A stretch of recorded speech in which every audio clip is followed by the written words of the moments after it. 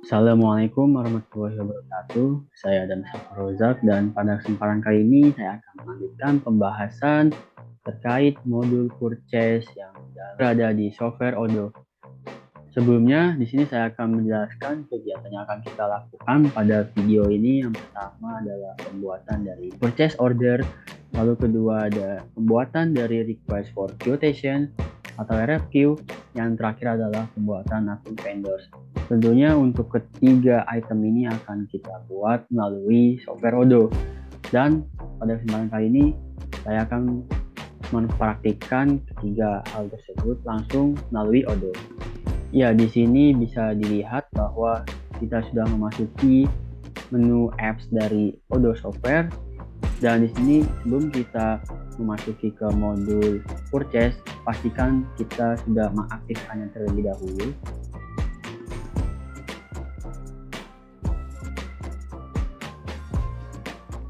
Dan di sini merupakan menu utama dari modul purchase, dan kita langsung diarahkan ke pembuatan request for quotation. Karena kita sudah langsung ke request for quotation, kita langsung saja untuk membuat item pertama, yaitu request for quotation. Untuk membuat RFQ yang baru, kita bisa membuat baru melalui button new.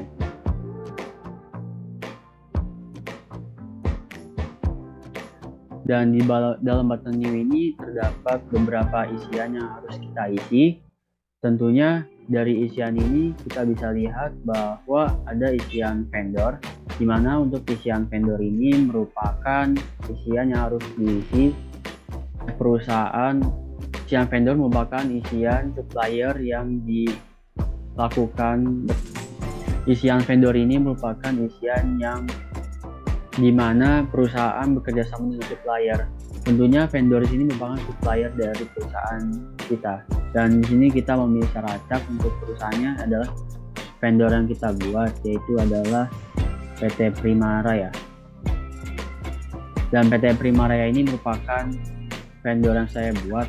Nanti tentunya kita akan membahas lebih lanjut terkait pembuatan akun vendor ini. Selanjutnya untuk vendor reference sendiri, di sini adalah reference vendor yang dibuat untuk pembuatan berdasarkan harga yang telah ditentukan. Di sini kita bisa menambahkan link referensi di bagian vendor reference ataupun attachment, tentunya biasanya menggunakan cloud. Selanjutnya untuk purchase agreement sendiri, di sini kita bisa memasukkannya sendiri untuk konfigurasinya, di mana untuk purchase agreement sendiri merupakan salah satu bagian dari purchase order yang memiliki relasi terhadap purchase requisition. Jadi di sini agreement-nya kita akan bahas ketika sudah memiliki purchase requisition pada awal dari tahap procure to pay. Selanjutnya adalah kita menentukan currency-nya. Di sini currency-nya ada 3, yaitu euro, rupiah, dan USD. Tentunya di sini kita akan menggunakan rupiah saja. Selanjutnya untuk RFQ ini kita akan memasang deadline. Fungsi deadline dari RFQ ini tentunya untuk memasang respon yang diharapkan oleh perusahaan, disesuaikan dengan waktu untuk pengiriman juga, dan juga purchase. Jadi sehingga perusahaan bisa mampu mencari alternatif dari vendor lain apabila perusahaan supplier tidak mampu tidak mampu menyesuaikan order yang telah dibuat oleh perusahaan. Di sini kita buat misalkan karena sekarang tanggal 16, di sini kita akan pasang, kita tunggu sampai tanggal 18 di waktu yang sama. Lalu untuk expected arrival di sini ada beberapa pilihan. Pertama, di sini kita bisa memasang on time delivery data. Di sini kalau misalkan kita memasang on time delivery data secara default, kita akan memasang tanggal pastinya yang harus ditentukan. Misalkan di sini kita akan memasang untuk arrival ketika sudah menerima RFQ-nya, yaitu di tanggal 20 dan hari Senin. Selanjutnya di sini ada expected arrival. Di sini kita bisa memasang juga X confirmation. Di sini bisa terlihat jelas bahwa untuk expected arrival ini secara otomatis mengirimkan email konfirmasi ke vendor dari hari yang ditentukan sebelum dari tanggal penerimaan receipt. Jadi tentunya di sini ada konfirmasi untuk pengiriman, tanggal pengiriman secara exact dari suppliernya.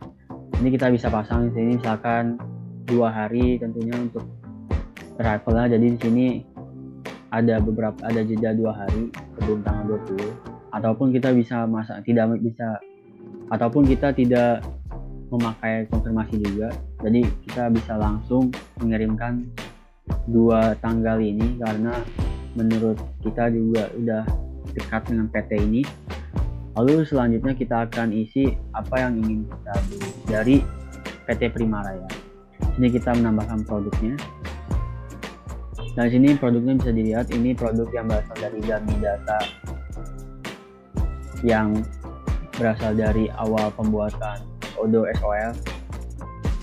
Di sini ada misalkan kita memilih produk dari, misalkan di sini kita memilih produk dari Lapsdex. Di sini bisa lihat ada pengisian deskripsi juga. Biasanya ada beberapa produk yang bisa diganti deskripsinya berdasarkan varian dari produk ini. Namun untuk Lapsdex ini tidak ada variannya, jadi untuk deskripsi secara manual. Selanjutnya kita bisa memasang kuantiti yang akan kita pesan. Di sini misalkan untuk pemesanan Lapsdex sebanyak 100. Dan unit price di sini sudah otomatis tersedia karena tentunya Lapsdex ini sudah tersubmit dalam database, harganya 1.299. Jadi untuk memasang Lapsdex ini sudah ada unit price, ataupun bisa saja memasang price yang custom, tapi di sini saya biarkan saja. Selanjutnya untuk taxes kita bisa isi secara manual, ataupun biasanya untuk produk bisa memasang taxes ketika sudah memilih produknya. Di sini kita juga memasang tax sebesar 11%. Lalu di sini kita sudah melihat bahwa sudah ada total biaya yang harus dibayarkan, yang harus kita bayar untuk pembelian Lapsdex dari PT Primaraya.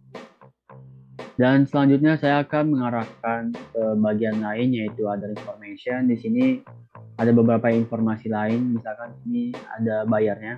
Di sini bayar tentunya yang secara default ini yang membuat RFQ-nya. Di sini misalkan ada Michel Admin, berarti untuk bayarnya ini berasal dari Michel Admin yang membuat RFQ ini. Ataupun bisa dari yang lain, bisa dipilih di sini, jadi ada keterangannya. Selanjutnya untuk company ini bisa diakses karena di sini untuk Odoo dummy datanya ini ada 3 yang terregister company-nya. Jadi di sini bisa dipilih. Selanjutnya di sini ada source dokumen, di mana nanti source dokumen bisa mengakses link filenya melalui cloud. Selanjutnya untuk Incoterm ini merupakan term yang dipakai untuk pengiriman secara internasional. Karena di sini tidak internasional menggunakan rupiah, jadi di sini tidak memasang Incoterm. Di sini ada beberapa term yang akan dipakai, misalkan untuk free courier, berarti nanti ada kurir khusus secara gratis yang untuk pemesanan melalui perusahaan PT Primaraya ataupun PT lain disesuaikan saja. Karena di sini tidak ada keterangan lain, jadi di sini saya tidak pasang. Selanjutnya di sini ada Incoterm location juga sama. Payment term ini bisa dipasang juga bila ada keterangan bahwa untuk pembayaran dari RFQ ini bisa dipasang juga. Namun untuk ini saya tidak pasang juga, dan bisa disesuaikan dengan kebutuhan perusahaan bagaimana untuk pembayaran dari produk yang di-purchase dari perusahaan. Lalu terakhir adalah fiscal position. Nah, di sini bisa dipasang melalui mode lain. Di sini bisa dilihat bahwa untuk relation ini adalah di bagian modul account. Jadi untuk mengatur fiscal position ini bisa mengatur melalui modul accounting. Dan selanjutnya di sini ada alternatif. Di sini juga opsional untuk diisi. tujuan dari adanya bagian alternatif ini misalkan untuk adanya alternatif dari vendor lain ketika dari perusahaan ingin menerima reference dari yang lain, tentunya kita harus memilih vendor ataupun supplier yang sesuai dengan kebutuhan perusahaan dan juga tentunya mampu memenuhi perusahaan dengan baik, mulai dari arrival-nya dan juga memenuhi dari ketentuan on time delivery-nya. Jadi perlu diperhatikan baik lagi ini untuk membuat alternatif, bisa menggunakan create alternatif ataupun kita bisa menyisipkan review yang sudah kita buat sebelumnya. Misalkan untuk pembelian large desk ini, selain di PT Prima Raya, kita akan mencoba review dari yang lain untuk produk yang sama. Dan di sini kita bisa lihat bahwa ada beberapa review yang bisa kita link sehingga untuk perusahaan bisa mengecek, perusahaan suppliernya bisa mengecek terkait term-term lainnya, dan juga dari kita sendiri untuk melakukan purchasing decision. Karena di sini tidak ada review terkait pembelian RFX, kita kosongkan saja. Jadi seperti itu untuk pengisian review. Selanjutnya di sini kita bisa lihat bahwa di sini ada 3 state ataupun status dari review, dan selanjutnya adalah review send. Review send ini akan menjadi review send ketika review yang telah kita buat ini sudah di send by email. Jadi sini kita klik send by email. Setelah menunggu beberapa detik dari send by email, di sini kita bisa lihat bahwa ada penulisan body emailnya beserta attachment dari review-nya.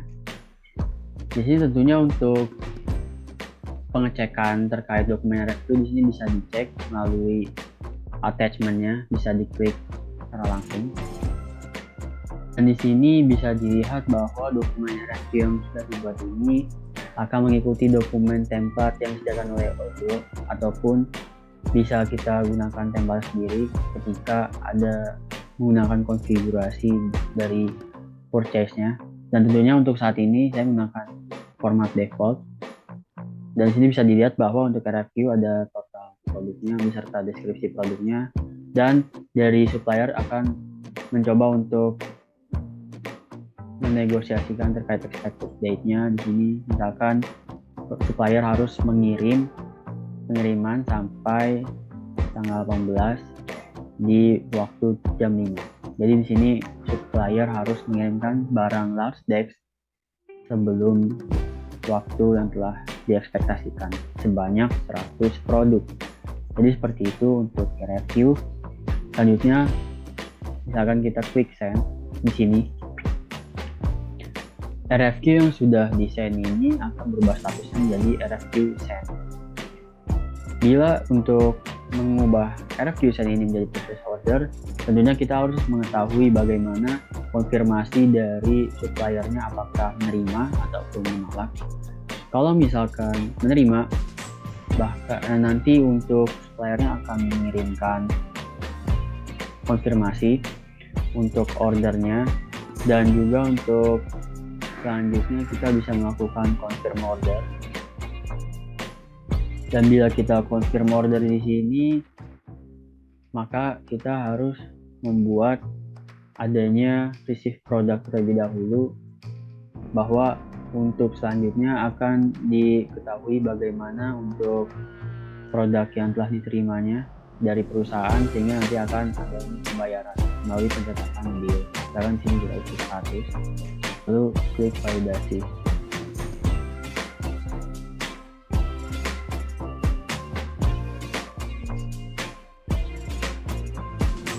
Ya, demikian untuk review ini sudah selesai di tahap dan selanjutnya untuk pembuatan purchase order, kita bisa mengklik menu order lalu klik purchase order.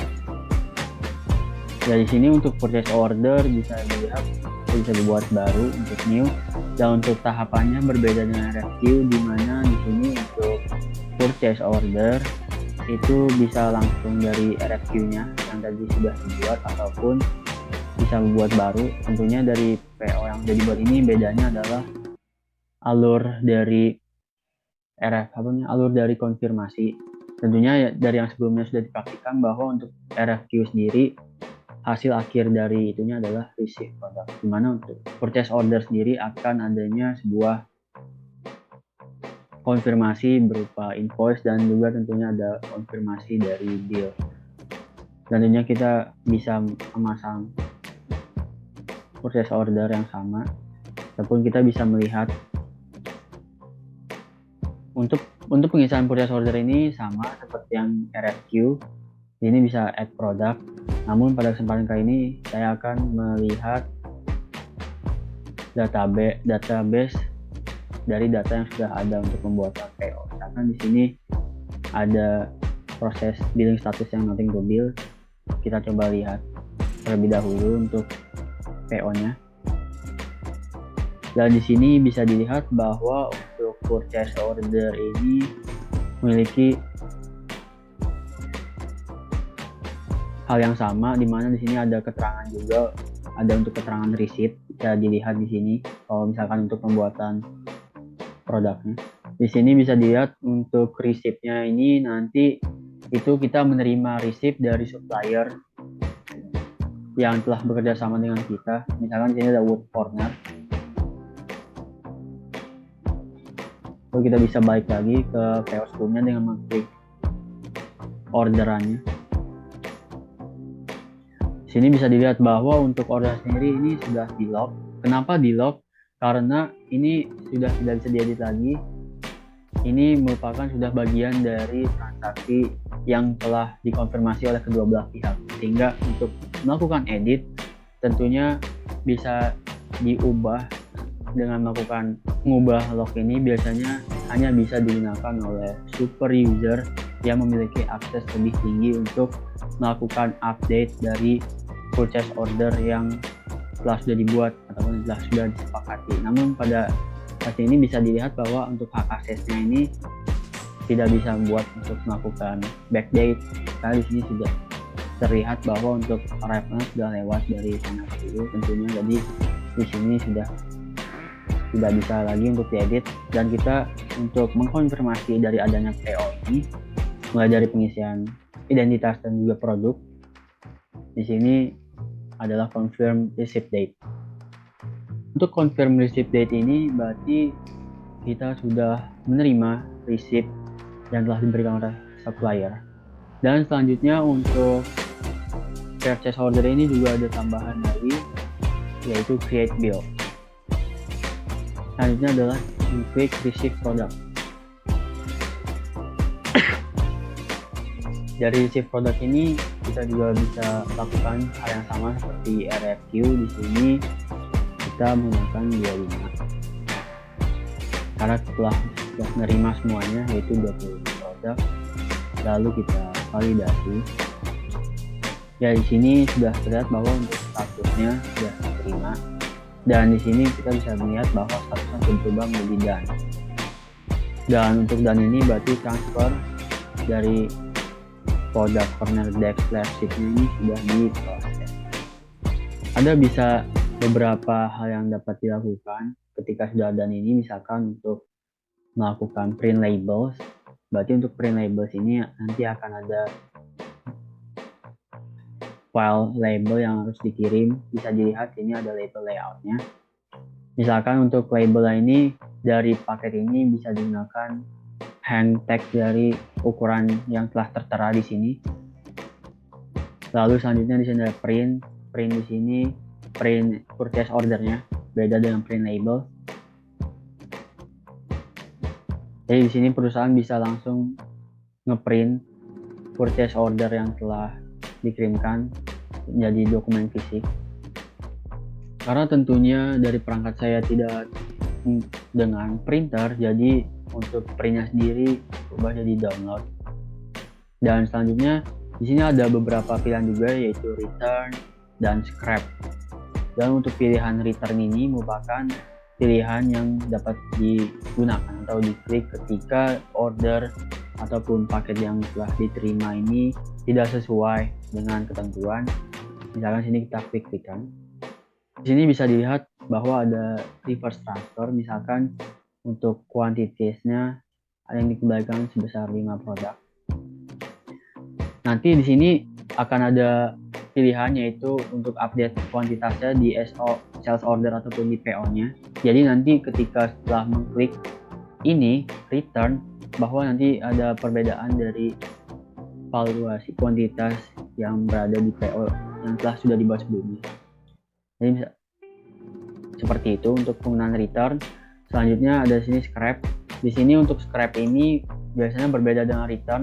Untuk scrap ini biasanya produk yang telah diterima ini akan diubah menjadi scrap. Scrap itu biasanya merupakan bagian yang tidak digunakan dalam proses bisnis, jadi bisa dibilang dibuang dari warehouse. Seperti itu. Jadi hubungan antara return dan scrap ini akan berhubungan dengan modul inventory, di mana inventory ini menyangkut terkait stock level dari produk-produk yang berada di warehouse perusahaan.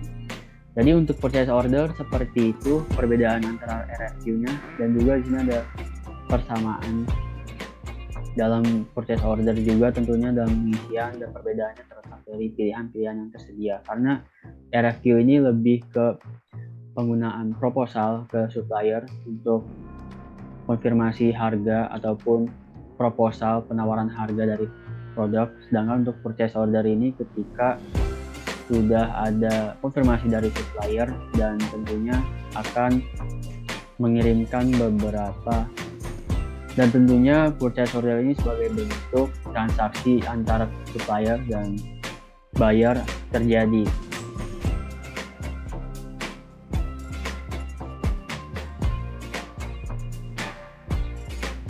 Selanjutnya untuk RFQ dan purchase order sudah kita buat. Selanjutnya kita akan membuat vendor. Untuk vendor sendiri merupakan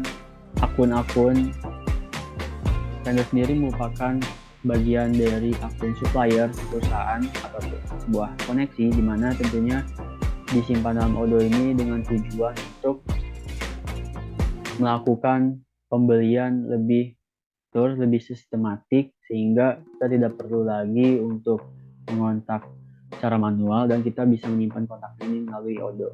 Dan untuk vendors ini terdapat di menu order, lalu klik vendors. Selanjutnya di sini bisa dilihat bahwa ada 2 vendor dari perusahaan, yaitu Azure Interior dan Himalaya. Di sini juga merupakan buatan.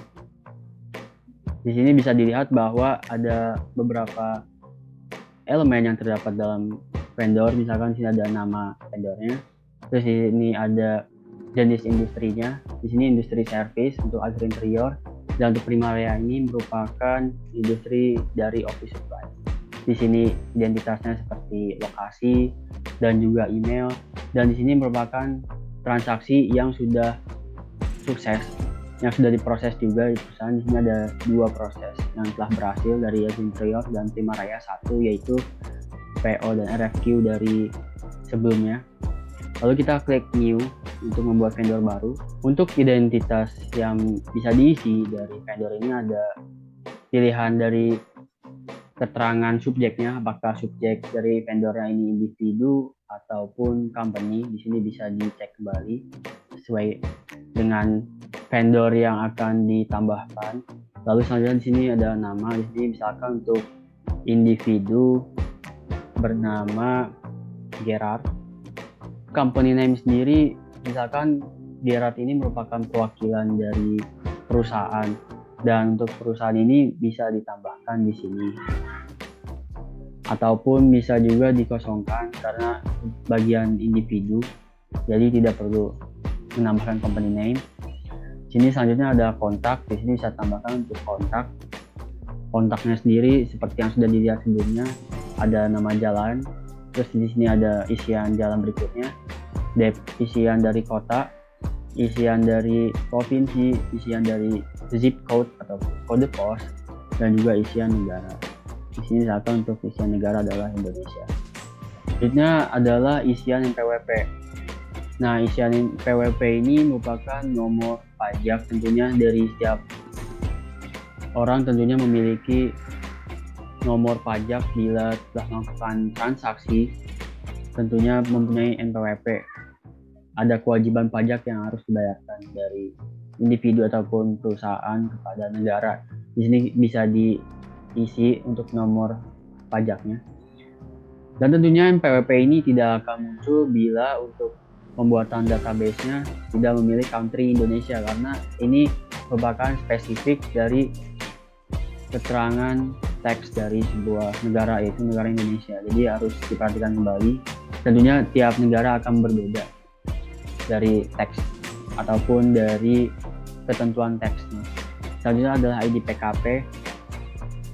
Di sini bisa dicentang apakah dari Gerard ini memiliki ID PKP. Di sini tidak akan saya centang. Selanjutnya di sini ada posisi jobnya. Misalkan Gerard ini sebagai purchasing staff ataupun sebagai entrepreneur, karena berasal dari kalangan individu. Selanjutnya di sini ada keterangan identitasnya seperti phone ataupun mobile. Tentunya berbedanya terletak dari perangkat yang digunakan. Jadi di sini bisa ada 2 nomor telepon yang digunakan Gerard. Selanjutnya di sini ada isian email. Selanjutnya di sini ada isian website bila Gerard memiliki website sendiri. Dan title ini nama panggilan. Dan terakhir adalah teks. Teks di sini bertujuan untuk mengklasifikasikan sebuah vendor, apakah vendor ini termasuk bagian consulting service atau employee ataupun prospek, service, vendor ataupun yang lainnya.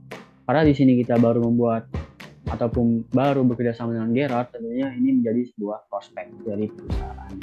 Di sini klik prospek. Dan di sini juga ada tambahan juga yang bisa ditambahkan. Misalkan kita record untuk kontak dan address, di sini bisa ditambahkan dari kontaknya. Terus ini ada address berdasarkan dari beberapa status. Misalkan sini untuk pengiriman invoice, berarti kita bisa menggunakan invoice address, ataupun untuk delivery address digunakan untuk alamat pengiriman. Seperti itu. Lalu selanjutnya di sini ada sales and purchase. Di sini merupakan info lain yang berhubungan dengan sales and purchase. Sales di sini merupakan info sales yang berhubungan dengan Gerard. Di sini bisa diisi di sini. Selanjutnya di sini ada fiscal position. Bisa diisi juga bila ada keterangannya di modul accounting. Selanjutnya di sini ada inventory. Untuk inventory di sini inventory yang punya Gerardnya tentunya. Di sini bisa ditentukan untuk customer location-nya, apakah partnernya ataupun secara lokasinya nanti bisa ditentukan kembali, konsolidasi kembali oleh Gerard. Vendor location-nya juga akan dibedakan. Lalu di sini bisa ditambahkan keterangan informasi payment term-nya, berarti nanti disesuaikan dengan perusahaannya aja mau berapa lama untuk pembayarannya. Di sini ada reminder, jadi nanti Odoo saya akan meminta reminder melalui email bila kita centang receive remindernya. Ini ada supplier currency. Ini currency menentukan dengan Gerardnya tentunya sebagai vendor.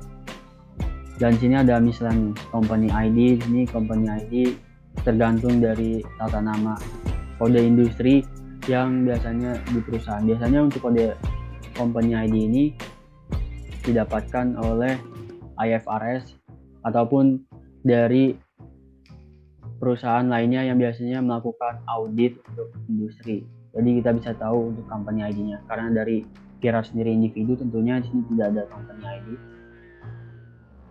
Ini ada penjelasan invoicing. Invoicing di sini hanya menyisipkan bank account. Di sini bisa dilihat bahwa ada bank, akun number. Dan untuk send money ini merupakan bagian dari isian boolean, di mana hanya ada true and false, jadi akan ada centang ataupun tidak centang. Jadi sini apakah untuk banknya ini bisa dikirimkan duit, dikirimkan uang untuk pembayaran transaksi seperti itu. Ini kita akan cek airline. Misalkan sini bank yang kita pilih ada 2 di sini, ataupun kita bisa klik banknya untuk record baru seperti itu. Dan terakhir adalah internal note. Di sini internal note tentunya ada beberapa catatan yang bisa dicatat di sini. Mungkin bisa untuk mengkomunikasikan bersama tim internal terkait vendor Gerard.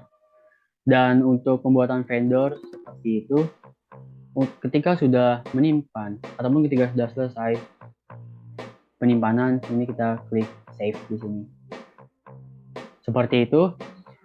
Dan untuk terakhir yang ingin saya sampaikan, kita bisa melihat bagaimana performa dari vendor yang kita berkomunikasikan untuk melakukan proses transaksi. Ini ada sales, ada valuasi yang dilihat ataupun dikalkulasikan berdasarkan total dari PO. Selanjutnya di sini ada purchase, ini ada beberapa kali pembelian yang kita lakukan. Lalu selanjutnya ada on time rate. On time rate ini disesuaikan dengan purchase-nya, yaitu misalkan ketika di expected arrival-nya tanggal 18, misalkan untuk purchase-nya ini sebelum tanggal 18, berarti di sini 100% untuk satu kali pengiriman. Lalu di sini ada invoice, di sini dalam bentuk beberapa dokumen yang dibuat, ada invoice dan juga vendor bill-nya, apakah beberapa kali pembuatan bill untuk vendor GRA. Kurang lebih seperti itu untuk menjelaskan invoice. Demikian video yang dapat saya sampaikan. Terima kasih untuk perhatiannya. Mohon maaf bila ada kesalahan penyampaian kata dari saya. Kurang lebihnya mohon maaf. Wassalamualaikum warahmatullahi wabarakatuh.